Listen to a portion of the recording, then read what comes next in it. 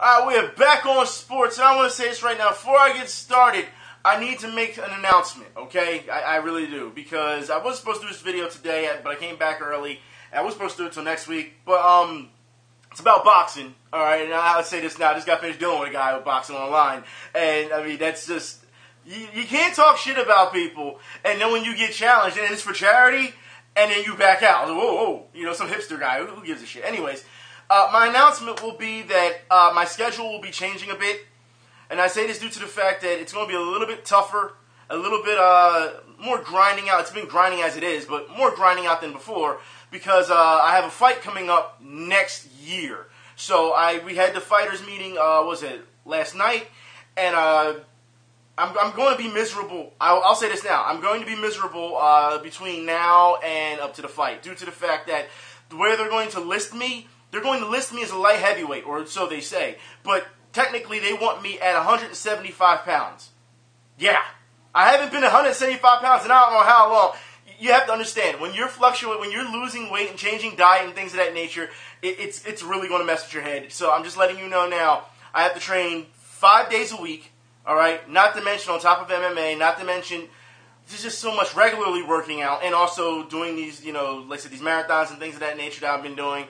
So I'm a very busy guy now, and it's going to be a little tough. So there may be times where I freak out, and you're like, I don't understand why he did that, and you know, or it was uncalled for. It'll probably be more likely from frustration. All right, and it's not just, like I said, it's not just what I'm reading or what we're talking about at times. It could be just I'm having a bad day. It could be a number of things. All right. However, I want to move on from that because I do want to talk more about boxing, but that will be later. More of MMA and boxing because I had a couple questions that some of you fans had asked me, and I want to answer those. But that will be later in the video when I talk about MMA. Okay. I want to talk about my experience over the weekend at the OCNJ half marathon, and yes, I say half marathon. So for those who remember, I was supposed to do a 10-miler, right? Well, apparently they put me in the wrong group. And he put me in the half marathon group. And as you can see, I finished the half marathon. Okay? I showed you the pictures on Twitter and everything. So I finished the half marathon. No pain. No problem. I didn't have any type of blisters on my feet or anything. I know a lot of people I talked to afterwards, they had blisters on their feet and carrying on from running. Not at all. The simulation test that I did when I was running, you know, all the simulations I did, you know, training up to this, didn't prepare me for what was in store for me in New Jersey. And I say this for anyone who's ever been to Ocean City, because the way the marathon starts, you have to run over the highway, that bridge. Now, for those who have been to Ocean City and back, some of you people from Jersey, you know, and Philly as well, and wherever, if you've ever been there, the bridge is so open area, okay? That's the first 3 miles. But because there's nothing blocking those harsh winds, all right, and if anyone who saw what was going on in Jersey over the weekend when it came to really those really tough winds, it cuts your breathing down.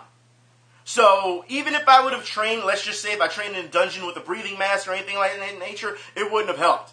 So my training for endurance for running helped. However, I will say that preparing for the actual elements outside, and trust me, like I say, anyone, it hasn't been windy here in Philadelphia either. So even if I would have run outside during the time, it wouldn't have helped as well. Those winds, it got to a point where the winds were so hard where I was like this. It felt like I was being pushed over when I was running in my lane. So it was really tough. I'll say the first 3 miles weren't that tough. The 4th mile into the 5th mile stretch was kind of tough because I felt a little pull in my calf. But once I got to about the 5.5 mile mark, I was good. 6 mile mark was good. Got back onto the boardwalk because we had to go up to the beginning of the boardwalk and run all the way down down the end of the boardwalk, come off the boardwalk and keep going. Boardwalk had to be probably the easiest run of all of it, due to the fact that the boards were very, as you know, boards, they're springy, you know, they're wooden, you actually have push. And I was running with the wind at that time. So I didn't have to run as hard because the wind was pretty much pushing me. So the boardwalk, not a problem.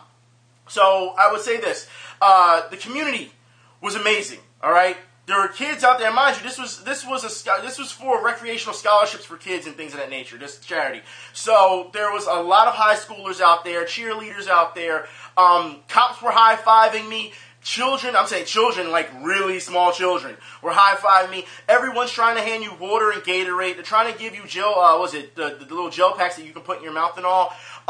Not once throughout the entire half marathon did I feel winded at all. Not at all. Like, even when I finished, they were trying to offer me, like, water and cold rags and things and food. And I was like, no, I'm fine.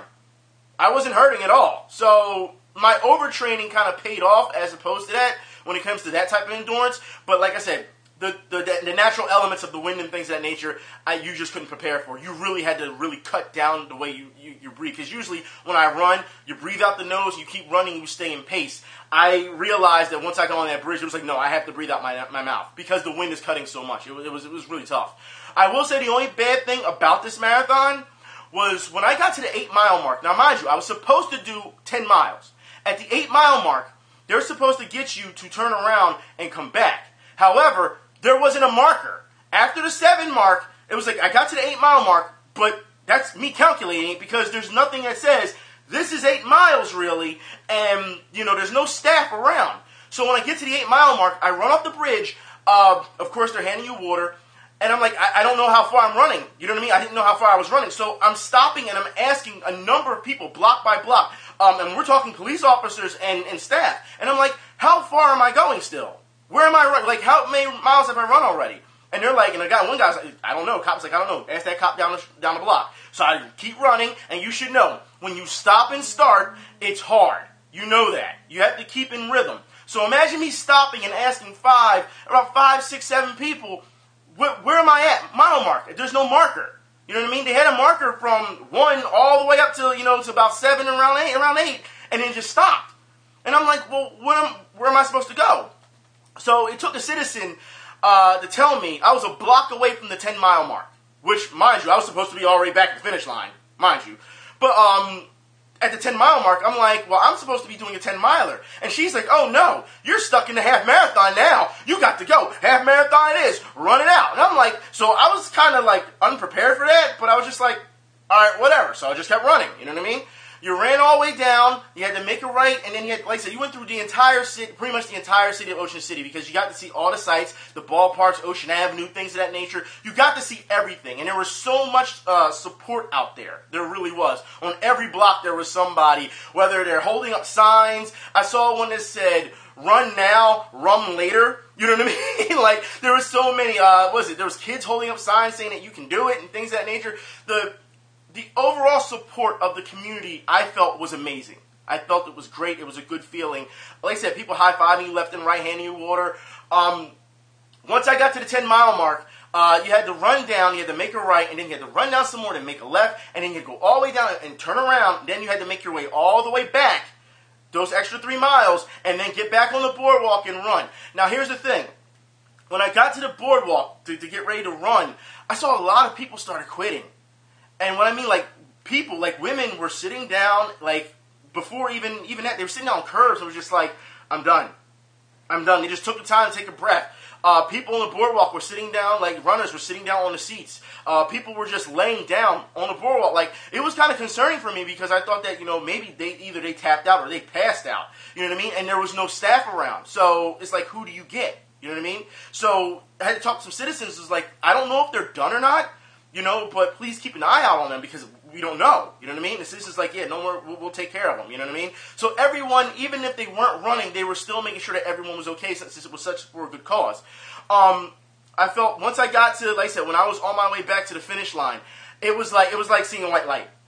Because once you see that finish line, and there's a number of people standing around that finish line, they're like, go, go, go. I see no one. I turn on the jets and I just go. You know what I mean? And that was it. Once you see the finish line, it's like you've come so far, there's no reason to just think, oh, I'm going to slow it down. No, you want to get it over with. So you run as hard as possible. There were people out there who were in wheelchairs who were doing the half marathon. There was a girl out there who had one arm. She literally had her one arm out, like it was just like a nub right here in the elbow. And she's running so hard. There was kids, some kids out there who were running. I will say that it was a great experience. That was like I said, my first time doing a half marathon, even though I wasn't supposed to do the half marathon. But as you see, they gave me the medal for the half marathon for doing it. It was a great experience. Would I do it again? Hell yeah, I would. I would do it in a heartbeat. You know what I mean? If I had to run yesterday, like I said, yesterday, was it Sunday was the race. Monday, I was ready to go. I could have done anything. Monday, I actually had boxing, so it's not like I could run around, you know what I mean? But it was such a great experience to see how everyone came together. In Ocean City, I put it like this. After being at Ocean City compared to Wildwood, and for those who know the difference, Wildwood, there's a reason they call it Childwood. It's like a lot of dude bros and a lot of kids go there. Ocean City was really relaxed. It was more an adult theme type thing. It was more family oriented. I noticed that there was just a lot of better restaurants, I would say, there. You know what I mean? Like actually elegant restaurants and lots of seafood, things of that nature. But you have, before the race, I had to make sure I watched what I ate. You just can't eat a bunch of junk and just be like, okay, I'm going to go out and run, half marathon. You can't do that. So I had to really watch what I ate beforehand, and then after the marathon was over later that day, before I watched the Eagles game, it was like now I can somewhat gorge. And I'll say my definition of gorge was I ate a couple slices of pizza. That was it. You know what I mean? But overall, great thing. I would definitely recommend the half marathon, the OCNJ half marathon. It needs a little bit of tweaking when it comes to those mile markers. And a little bit more staff and a little bit more direction. But other than that, it was great to be able to run and see, to see all that. And like I said, I'll be doing again. Like I said, October, I have another run with Flyers Charity, so I'll be doing that in October. But that shouldn't be that big of a deal. It's nowhere as long as the half marathon. And then I move on from there because I have another one in November. However, I do want to talk about, like I said, after the race, went back to the hotel room, watched the Eagles game. Yeah, let's get on this right now, shall we? Now, for the previous 2 weeks, I've seen Eagles fans freak out, okay? We 0-2. We done. The season's over. Stop, okay? 0-2. Did y'all expect us to all of a sudden just win every game? I mean, were you so... we talked about this before. What did I say about preseason? Huh? It's preseason for a reason, okay? So you can't go in there thinking, oh, we're going to destroy Atlanta, blah, blah, blah. Atlanta ended up beating us. And everyone was like, well, we underestimated Atlanta. Now, remind you guys, in week 1, when we saw Cowboys-Giants, before we played Atlanta, what did I say to Eagles fans on Twitter? I said, don't get too hyped and don't talk too much trash about Eagles-Cowboys because we don't want that thing blowing up in our faces. And what happened? It blew up in our faces. That's what happened, okay? And on top of it, if you think about it, Atlanta, after what they did to the Cowboys this week, and come back and put up 39 points, you got to take them seriously. So don't feel as though, oh, we lost to a scrub team. Did you just see what they did against the Cowboys? And even what they did against the Cowboys, everyone still was like, are they really doing this against the Cowboys? So, yeah. And also, I have to get this out the way about, like I said, you don't talk too much trash. I understand everyone's hype. I do. But when you have people like Deshaun Jackson that comes out and says, we're the team to beat, where's he at now? Injured, right? Tony Romo came out and said Cowboys are the team to beat. Where's he at now? Injured. That's right. So, like I said, you really have to be careful of what you say when it comes to these type of things. You don't want anything blown up in your face. Now, I know a lot of Eagles fans are complaining about DeMarco Murray being trash. They're saying that we should have kept LaShawn McCoy. There's a lot of people saying it's the scheme. We've seen the players say that the Cowboys knew, and you should know. Anything I'm pissed off at. I'm not pissed off at the Atlanta game. I'm pissed off at the Dallas game. That's a home game, and that is a division rival. The division rival. Okay? You win that game regardless. It is embarrassing the way you played against Dallas. I'll say that right now. But then we have people saying it was the scheme. We saw, and players came out and said, Dallas knew what we were going to do before we did it. Meaning, they're throwing the coach under the bus. We saw Chip Kelly. Did we not sit here and say, well, the players are making excuses and they need to play harder. So both sides are going at each other, and we're thinking, we've seen enough drama in the preseason. We don't need to see more drama right now. This team is getting ready to implode if they keep this up. Right? That's what we're thinking. This is before the Jets game, right? I want you to hear what Bill Cowher had said about the Eagles, and this was on Thursday Night Football before I left for New Jersey. On Thursday Night Football, what he said about the Eagles.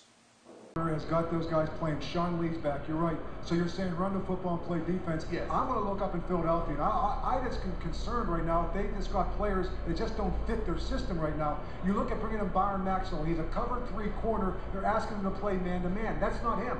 You sit there and look at DeMarco Murray. He's an eye-back, down-the-hill runner. They lost LaShawn McCoy, who I thought was a better fit for their offense than DeMarco Murray. I don't think he's the right fit. And Sam Bradford right now, to me, I don't think he grasps this offense. And when you look at this offense, the threat of the quarterback running has always been something that's been a part of this option read. We've seen Russell Wilson do it. We've seen Colin Kaepernick do it. They don't even honor Sam Bradford. That takes away the running lane. So if this running game really doesn't fit the quarterback or the system that they have. Us Eagles fans have been saying that since the offseason, have we not? We have. However, I do feel as though it's great to see someone like Bill Cowher, who's a tenured coach, come out and say the same things. It means that we are on the same page.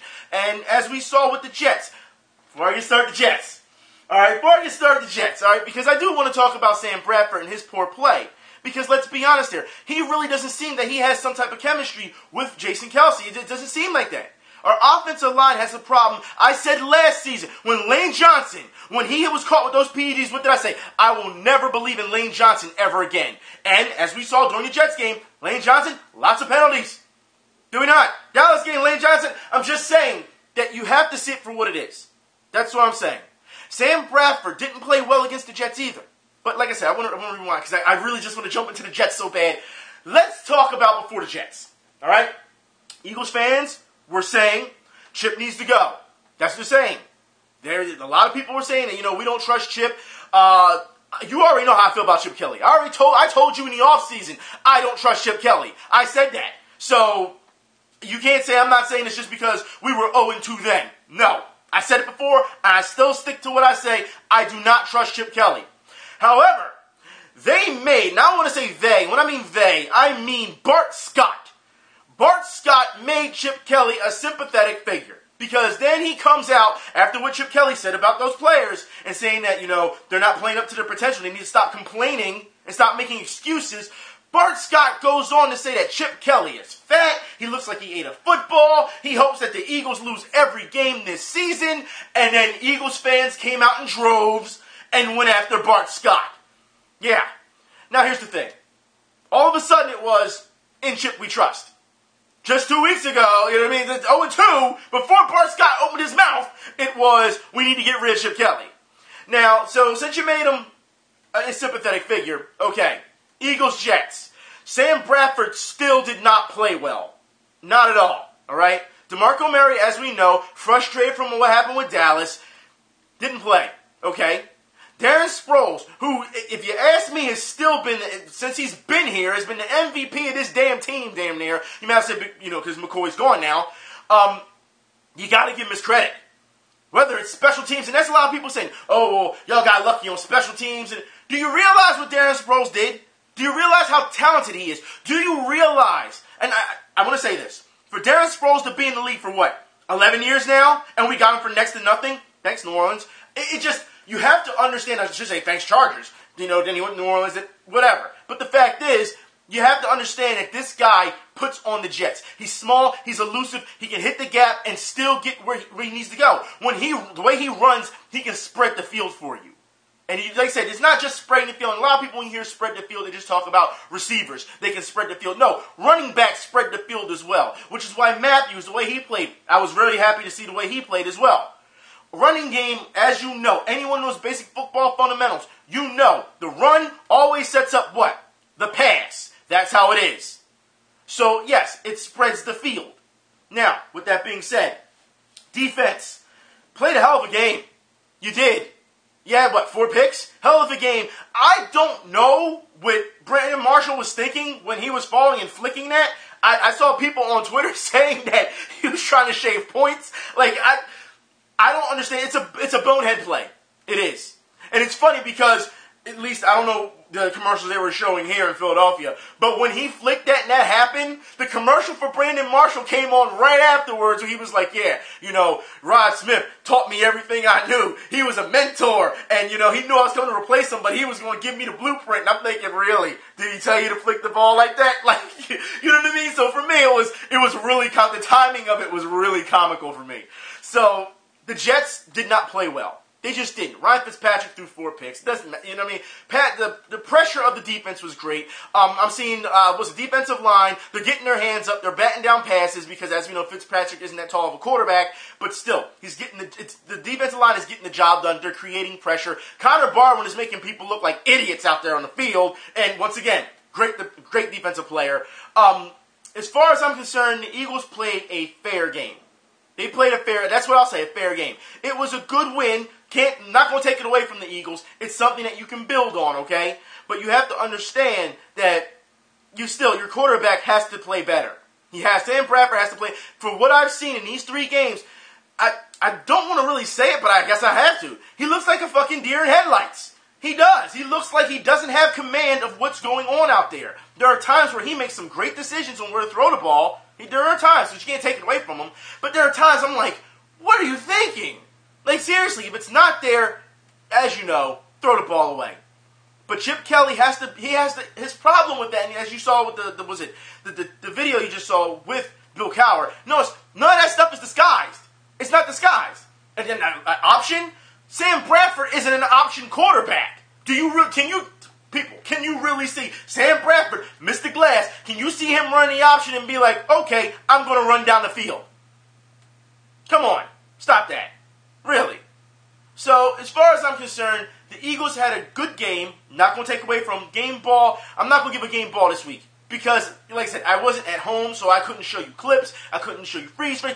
You know how I do. So, I'm not going to give a game ball this week. But if I had to say if a game ball did go to someone, it would be defense. It would. It would. I'm not going to give one this week. Next week, I'll start that back up. You know what I mean? Because, like I said, I'm in a hotel room watching a game. You know what I mean? Like, it's not like sitting at home, being in front of my big screen TV, being able to freeze it and say, okay, this is a problem, this is a breakdown, you know what I mean? So I can explain it more. But I'm in a hotel room where I can't pause anything, and the TV wasn't that big. You know what I mean? So, whatever. Anyways, I want to say, Eagles, you did a good job. We will see what you do next week. Because let's be honest here, people, if you've seen what's been going on around the NFL, first week it was, everyone who won, they were the champions, they were the man, and everyone who lost, damn near everyone who lost in the first week, in week 2, they came back to beat everyone. You're like, wait a minute, what's going on here? It's like the Twilight Zone. Week 3, it was kind of odd. We saw the Browns get rolled over by the Raiders. Like, okay, Browns got rolled over by the Raiders. Browns fans are mad. Jacksonville got destroyed by New England.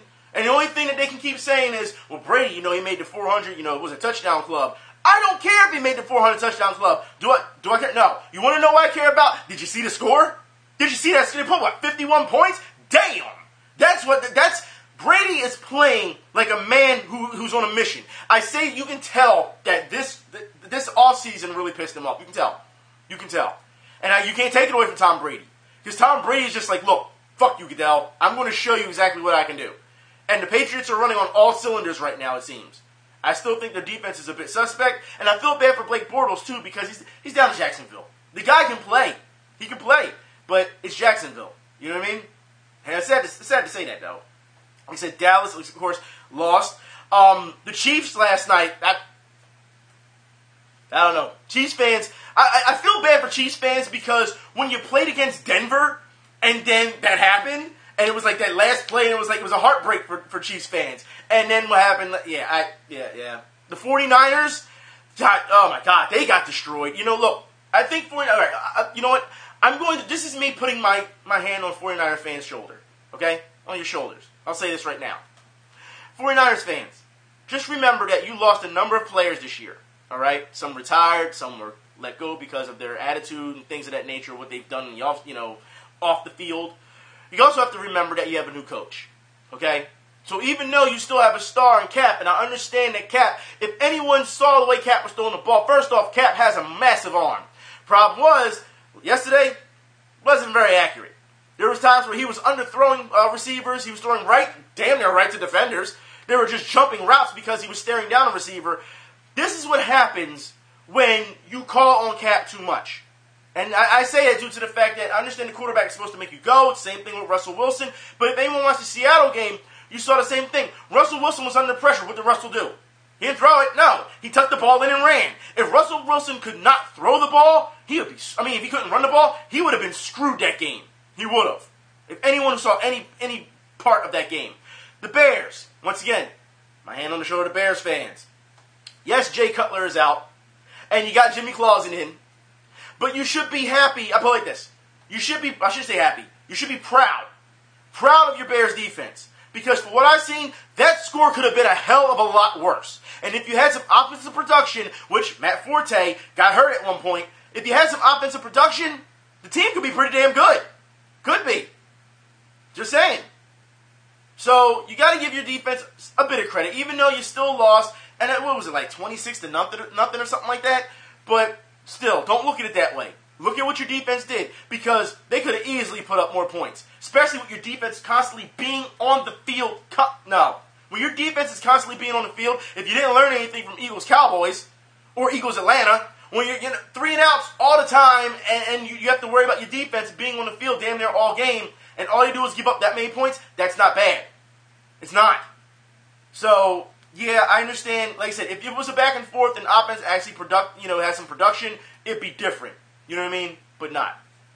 So, like I said, don't get too bad on your Bears just yet. Okay?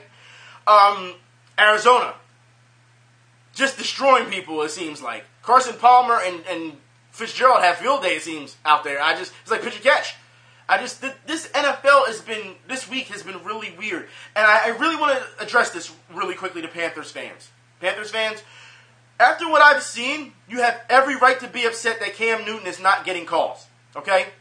And for those who do not know what was going on, Cam Newton didn't get a call for roughing the passer. And this was what said to Cam Newton at the time. This was after the game. This is what Cam Newton said.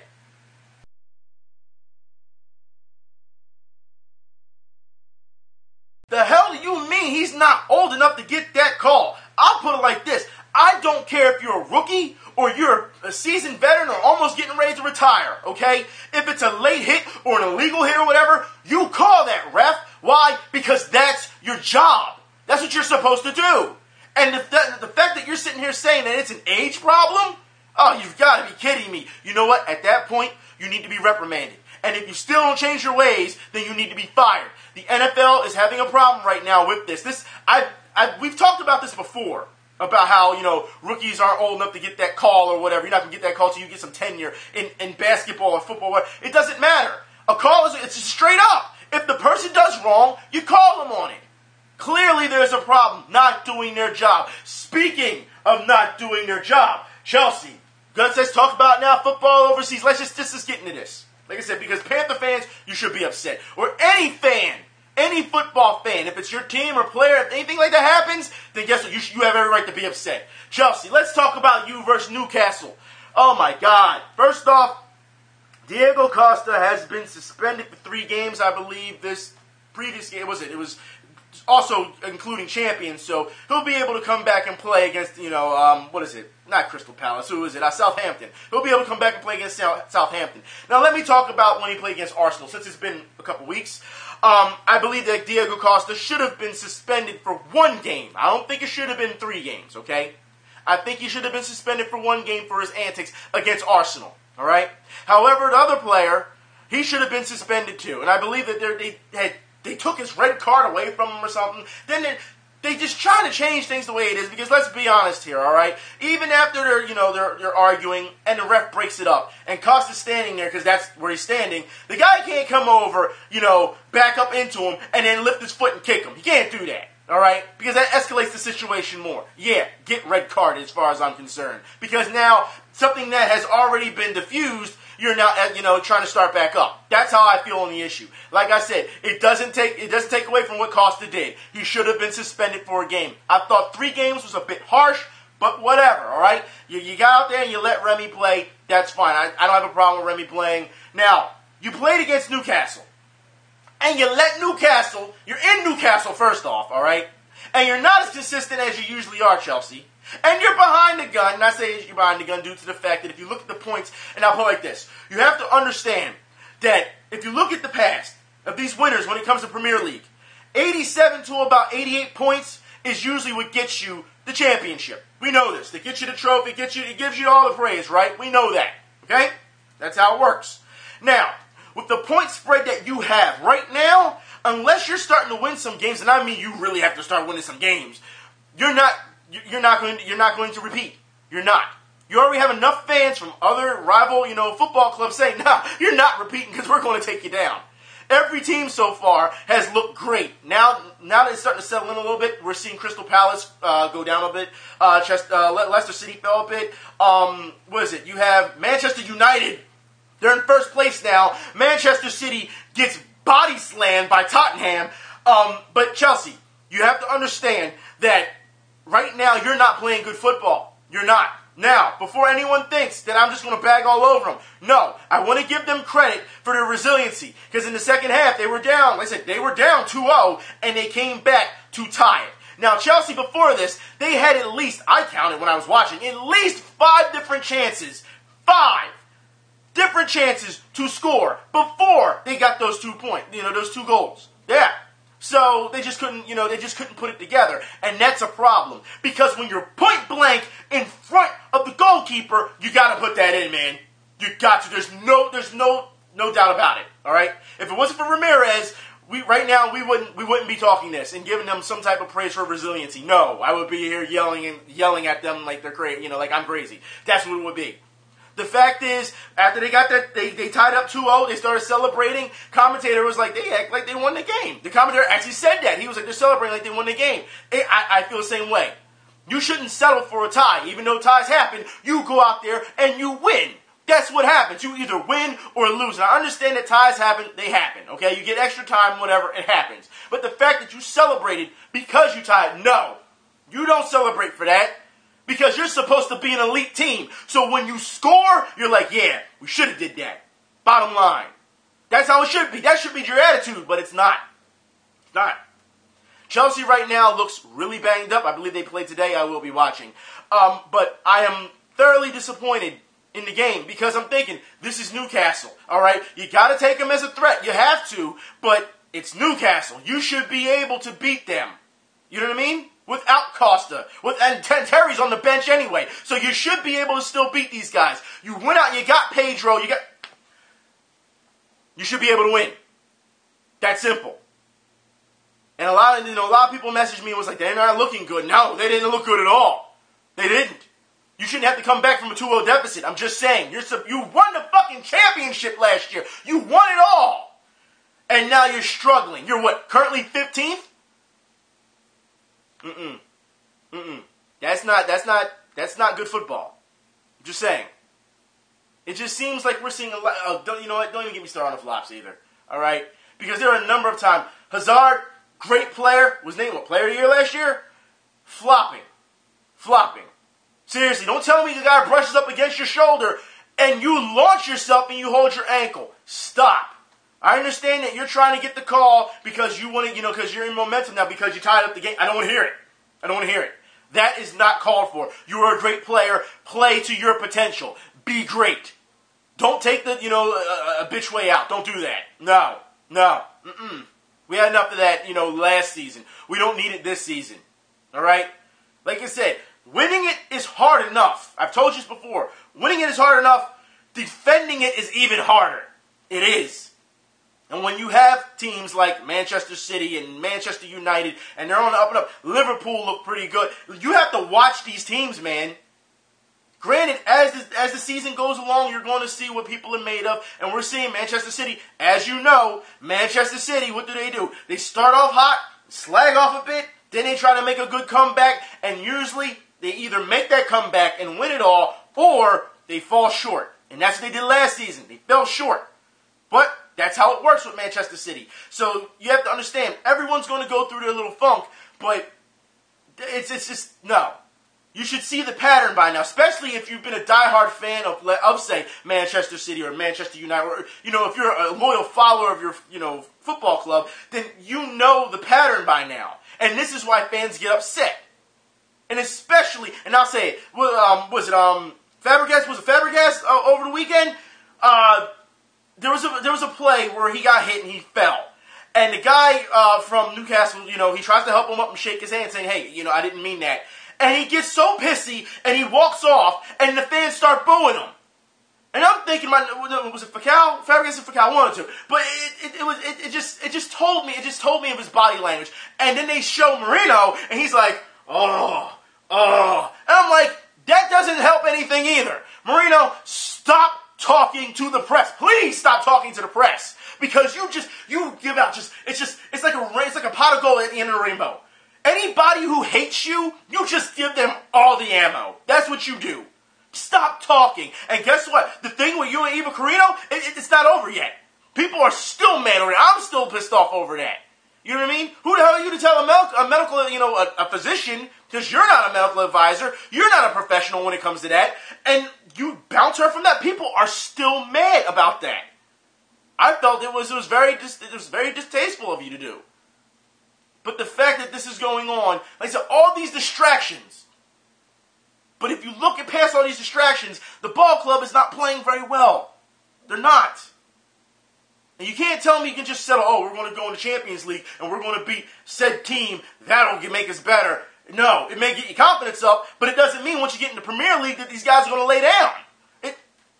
Speaking of laying down, let me just stop right there. Speaking of laying down, I haven't talked about basketball in a while, so I guess for today, Griffin Force flop of the week goes to basketball. Laying down.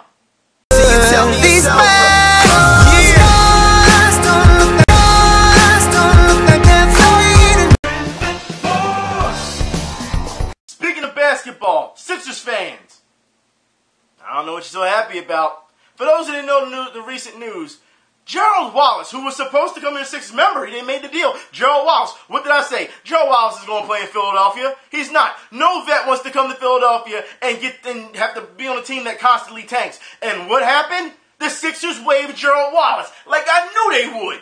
Nobody wants to play here, man. You don't understand what... You have to understand the front office, what they're doing is they're toying with this. This is a project. All right? And everyone says, well, the Sixers now, they're tough. You know what? Let's look at the Sixers roster right now and their acquisitions.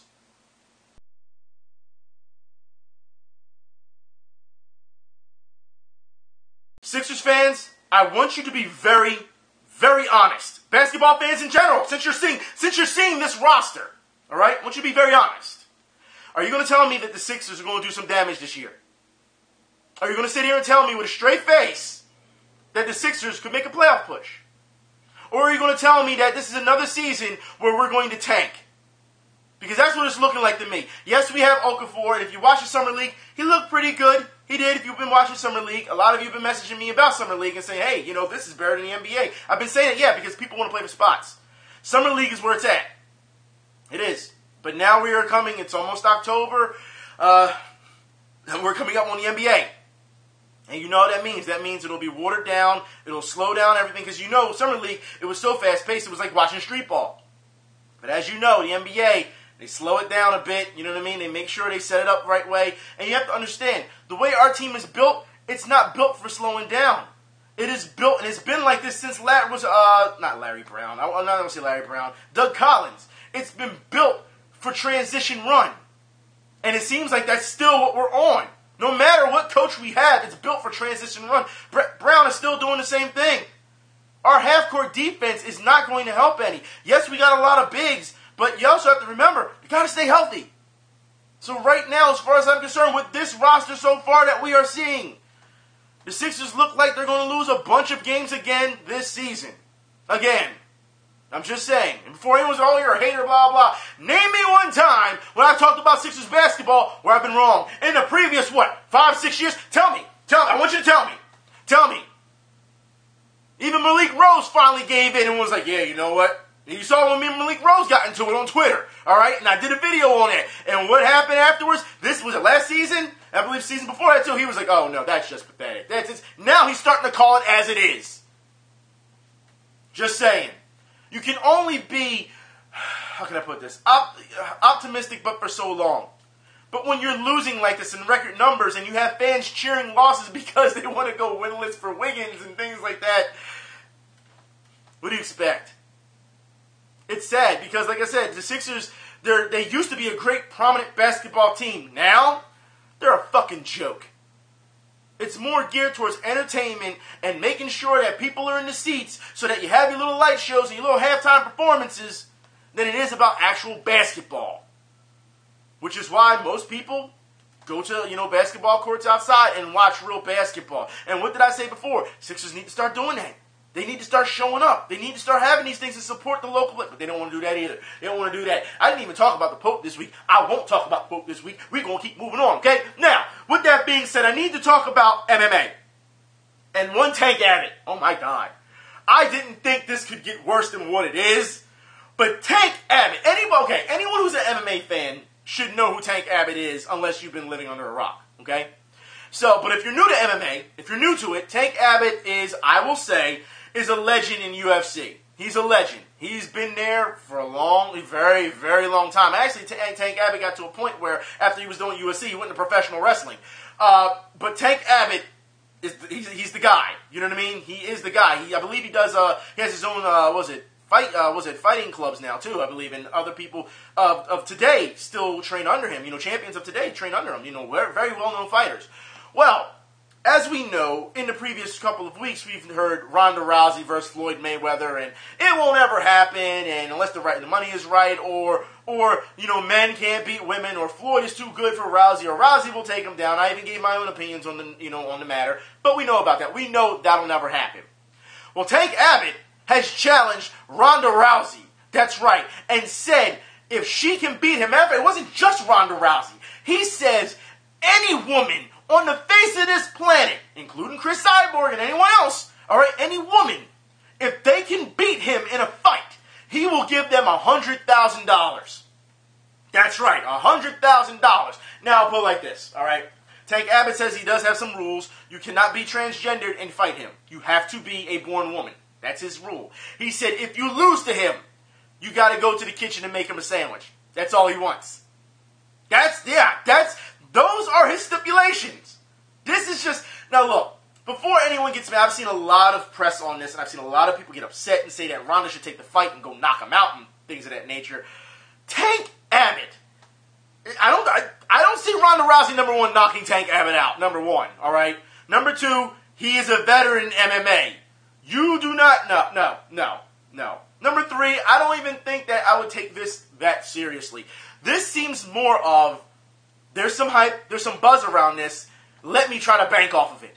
That's what it feels like. You know what I mean? That's what it feels like. So, if this fight were to happen, and a lot of writers are calling for Ronda Rousey to take the challenge for $100,000, you want a woman who's 135, 145 to fight a heavyweight in Tank Abbott. Now, granted, Tank Abbott even said he won't train for the fight.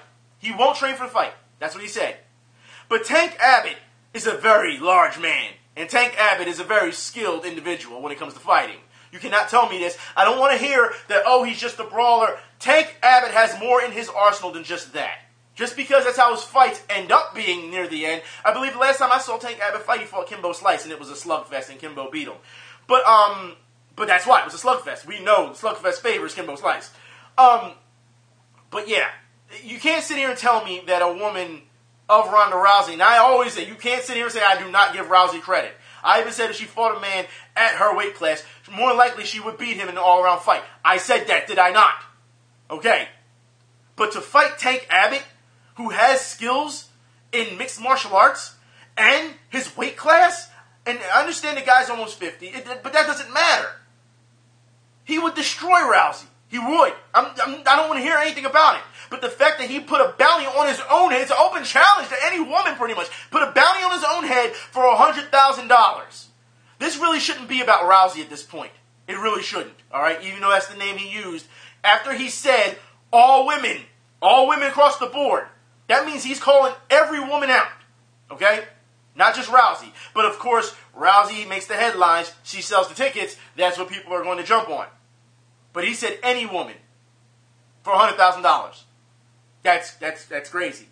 That's you know, he's taking a lot of hate for it, but you know what? I'm sure he's used to being the bad guy. He's been in pro wrestling. He knows how this works. It's the same way when Brock Lesnar, when he went to UFC and people were bagging on him, he's like, I'm used to this. It's not a big deal. Same thing with CM Punk not too long ago. You know, he had a guy call him out at a Q&A and was like, I want to fight you. And he's like, are you part of UFC? He's like, no. He's like, shut the fuck up. But he's used to, you know, when you have people who have been in that environment, in a hostile environment, and they already know how to react to it, it doesn't work. Especially when you're a writer online on a site saying, Tank Abbott's this, Tank Abbott is that, and we hope that a woman shuts him up. We hope that Rousey shuts him up. That's not going to faze him. That's not.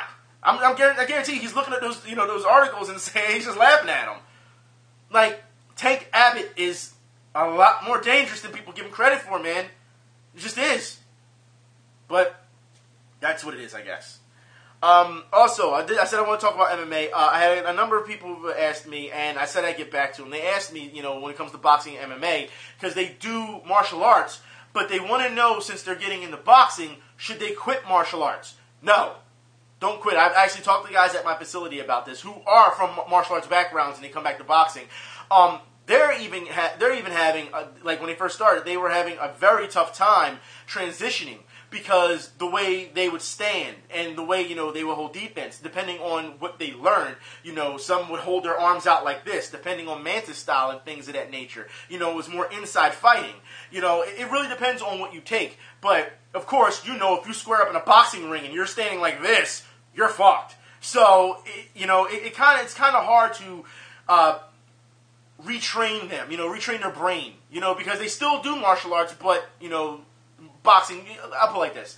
Boxing, I always felt, was the gateway to mixed martial arts, because boxing is the foundation. You box, you learn how to cut off the ring generalship, things of that nature. You learn how to throw a punch, you learn how to throw, set up 1-2s and things of that nature. Then you transfer over to kickboxing, which would be 1-2 kick, things of that nature. Then you start learning how to get inside and clinch and hold, and people don't understand, when you Muay Thai kickbox, when you get a clinch, you don't clinch behind the head like this. You don't clinch, no. You clinch up here. So when you have, control, you can swing them this way, swing them that way. They can't move, so then you can start throwing those knees. And when you throw those knees, you don't throw no bitch knees, just, I'm just tapping you for points. No. You throw knees with intentions. That's what you do. Everyone knows this. So when you see in UFC guys throwing knees, and they're like in the third round, and like, well, that didn't look like, that hard of a knee, because they're probably gassed, more than likely. But if you get a guy who's fresh and he's got a good clinch on you, he's going to knee you, you can kiss that shit goodnight. All right? That's the end of your night. So I'm just saying, and when you go from boxing to kickboxing to Muay Thai, then you start working with jiu-jitsu, and you start working with the ground game, and you start learning that there's people who only wrestle, and they don't really have a stand-up game. And then there's so many factors to it. So I would say if you're from a martial arts background, and you want to learn boxing, please do them both, because it makes you more of a well-rounded fighter. It does. Yes, you're going to understand that, especially in street fights. People don't like to stand up and fight anymore in street fights. They don't bang it out like they used to anymore. If you get someone who actually wants to fight instead of pulling out a gun to think they're tough, then what's going to happen? 9 times out of 10, they're going to try to wrestle you down to the ground, get on top of you, and punch you. That's what they want to do. You have to be able to learn how to sprawl and take that takedown to defend that, pop back up. And as soon as that person tries to get back up, lay it right on them. You have to be able to do that. Or clinch up and lay it on them. You know what I mean? You have to be able to know, when you're trained, to know how to react to a situation. When you've been trained to do that, as opposed to your random street fighter. This is why you always saw Kimbo Slice always take a lot of flack from Dana White and other MMA fighters, or even professional wrestlers, because they're saying, we've been training for this for years. We know how to adapt to situations. And I'm sure a lot of people are going to say, well, then why do people get knocked out 1-2 seconds into a fight? Number 1, didn't see it coming. Number 2, athlete probably conditioned better. Number 3, some of these guys, if you've noticed as of late, I don't think they don't have enough time in the octagon or in the ring. I don't think they fight enough, to be quite honest. Seriously, I told you the blueprint to this before, and I'll explain again for those who didn't see the video before.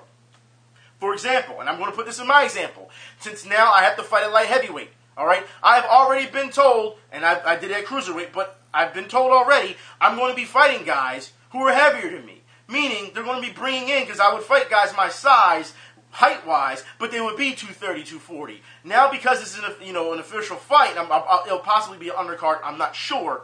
We'll work out the details. Like I said, I just found all this stuff out last night. I'll be fighting guys at 6'5", 6'6", 230, 240.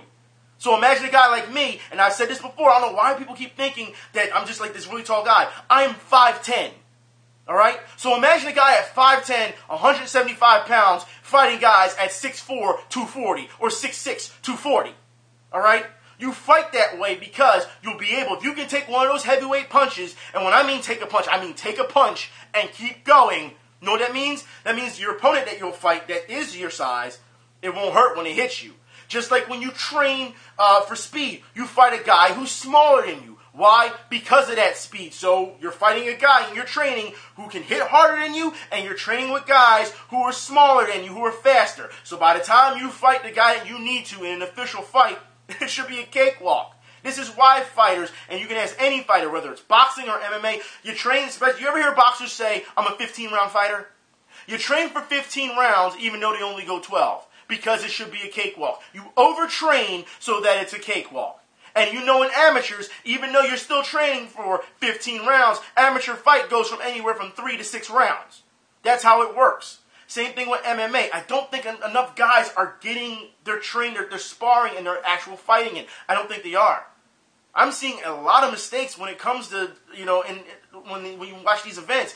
If it's not UFC, it's Bellator. Dynamite 1 was great. It was amazing. I was more hyped for the Glory Kickboxing than I was the actual MMA. And for Paul Daly to move over to Glory Kickboxing and show just how vicious he can be when it comes to kicking, it is a completely different animal. It just is. And like Dana White said, I showed you the video before, where he said, once you get your first leg kick, you feel a certain way. Yes, I'm telling you, you'll learn quickly. Because for those who don't know, I really can't demonstrate it here, but when you check a kick, you have to stick your foot up, you stick your knee up, but you have to, instead of your foot being like this, it has to be like this. Because your shin bone is your guard. Your shin, yeah. So it's shin on shin. So when you saw Chris Weidman and Anderson Silva fight, and he checked Anderson Silva's kick, and you saw Anderson Silva's foot just flop, it broke, and his ankle broke and flopped off, and he just fell to the ground and held it, yeah, he checked his kick. That's a very serious thing. So I'm telling you, when you have that type of training and you constantly train and you grind, it is something that I'm telling you, at to the point I don't want to say you're borderline psycho at that point because of the way you're fighting, but you're going, by the time you're ready to actual fight, it's seriously, when you say, oh, these guys have no fear, they have heart, yeah, because they fought so many rounds before this in training and takedowns and submissions and things of that nature. People don't just go light. No one goes light and goes easy when it comes to training for a fight. Nobody. It doesn't work that way. You can't go but so much. You want to make sure that, hey, your opponent feels it or your partner is feeling it, that you're fighting, but you don't want to hurt the guy either because got a fight coming up, or a girl, got a fight coming up. So you can only do but so much. It really is a delicate balance. But you still need to get that work in when it comes to fighting guys bigger and fighting guys smaller. That has always been the blueprint. It will always be the blueprint. Always. But like I said, if you're going to stick with, if you're going to get into boxing and you do MMA, you're going to have to retrain your brain, but do both. Please do both. And listen to your trainer. If your trainer is telling you that's what your corner is there for, if your trainer is telling you to have more footwork or move around the ring some more, then damn it, do it. Don't get caught up in, I'm engaging in somebody and I got punched. Now I don't know what I'm going to do. Do not. If you get punched in the ring, guess what? You shrug it off and you keep going. It happens. Everyone's going to get punched. That's part of it. If you don't like getting punched, you shouldn't be in the ring or in the octagon. You shouldn't. Seriously. Go take a cardio kickboxing class if that's the case. But you're going to get punched and you can't let it get you down. You can't. If you get punched once and you just feel, oh, okay, yeah, he got me, I guess game over, then you beat yourself. The only person standing in your way is you. That's all it's always been. Anyways, I'm hoping that clears stuff up. Like I said before, everyone, I will try and get some of these guys on camera so you can see what I'm talking about. Maybe they can explain some more stuff, because I know that you have a lot of questions on this, as I've been seeing, via YouTube and in comments. Like I said, some of them are in the gaming comments asking about it too, and not the sports. I would just suggest, please, people, if you're going to suggest, ask something about sports, please put it in the comment section of the sports. It's easier for me to catch on to. You know what I mean? Because there's so many comments in the gaming that I don't get a chance to see it all. And I will also put it like this: I've been having a lot of problems with YouTube as of late, where I don't even get messages. All right. So if you leave a comment in the comment section, I probably won't get it for a while. Seriously, it will say, you got one comment, on this sports video or this gaming video. Then when I click on that comment, I see 25 other comments. You know what I mean? And I don't see it. And it's like, well, what the hell happened here? And it's been happening for about a month and a half now. So I'm hoping that YouTube fixes that as well. Anyways, I'm done for today. I'll talk to y'all later. Y'all be safe. I'm going to try and get a gaming video out this week, especially with everything that's going on. I'll talk to y'all then. I'm out.